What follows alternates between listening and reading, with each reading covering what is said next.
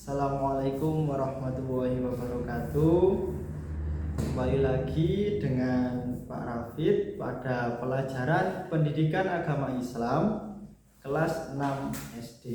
Ya, sebelum kita mengawali pelajaran hari ini, kita awali dengan berdoa supaya ilmu yang kita dapat hari ini bisa mendapatkan manfaat dan barokah dari Allah Subhanahu wa taala. Mari kita berdoa bersama-sama. Bismillahirrahmanirrahim. Raditu billahi rabba wa bil islami dina wa bi Muhammadin nabiyyan wa rasula. Rabbi zidni ilma warzuqni fahma waj'alni min ibadikas sholihin. Ya, terima kasih. Jadi hari ini kita akan membahas mengenai indahnya saling menghormati. Ya, indahnya saling menghormati.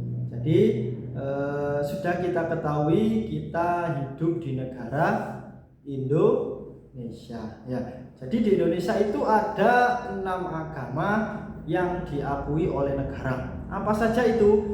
Yang pertama adalah agama Islam, yang kedua Hindu, 3 Buddha, 4 Kristen, 5 Katolik, dan yang keenam adalah Konghucu. Ya, jadi dari berbagai macam agama yang ada di Indonesia, seharusnya kita sebagai warga Indonesia harus saling menghormati, harus saling toleransi antar umat beragama.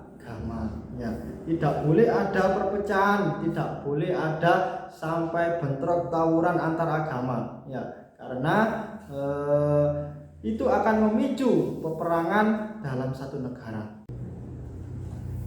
Dalam Islam sudah diterangkan bahwasanya kita harus saling menghormati, harus saling menghargai antar umat beragama, yaitu diterangkan dalam surat Al-Kafirun. Ya, surat Al-Kafirun.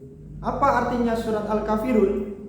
Al-Kafirun itu artinya adalah orang-orang kafir. Ya, surat Al-Kafirun termasuk kelompok surat yang diturunkan di kota Mekah. Ya, surat atau surat Makkiyah. Kenapa kok dinamakan surat Makkiyah? Yaitu sebelum Nabi Muhammad hijrah ke Madinah. Ya, jadi kalau surat yang diturunkan di kota Mekah itu namanya Makkiyah, dan surat yang diturunkan di kota Madinah itu namanya surat Madaniyah setelah Nabi Muhammad hijrah. Ya. Jadi surat Al-Kafirun ini terdiri dari 6 ayat.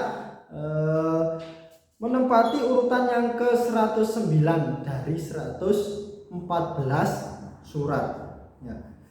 Surat Al-Kafirun mengisyaratkan tentang pupusnya harapan orang-orang kafir terhadap Nabi Muhammad, terhadap dakwahnya Nabi Muhammad. Jadi sebab turunnya surat Al-Kafirun ini dikarenakan orang-orang kafir Quraisy dulu sudah putus asa, sudah tidak mampu menghadapi agama atau dakwah dari Nabi Muhammad SAW. Jadi dulu ceritanya sampai Nabi Muhammad dan kaum kafir Quraisy itu bernegosiasi. Bacaan surat Al-Kafirun. Bismillahirrahmanirrahim. Qul ya ayyuhal kafirun la a'budu ma ta'budun wa la antum 'abiduna ma a'budu wa la ana 'abidum ma 'abadtum wa la antum 'abiduna ma a'budu lakum dinukum waliyadin. Ya. Arti dari surat Al-Kafirun. Ayat yang pertama yaitu Qul ya ayyuhal kafirun. Katakanlah hai orang-orang kafir. Ayat kedua, la a'budu ma ta'budun. aku tidak akan menyembah apa yang kamu sembah.